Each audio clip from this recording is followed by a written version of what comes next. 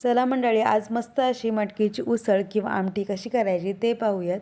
त्यासाठी पातेलीमध्ये तेल गरम करायचं आहे। त्यामध्ये जिरं, मोहरी, कढीपत्ता, लसूण, पुदिना, कांदा, टोमॅटो आणि सगळे पावडर मसाले म्हणजेच हिंग, तिखट, हळद, धने पावडर आणि गरम मसाला टाकून छान एकजीव करून घ्यायचा आहे।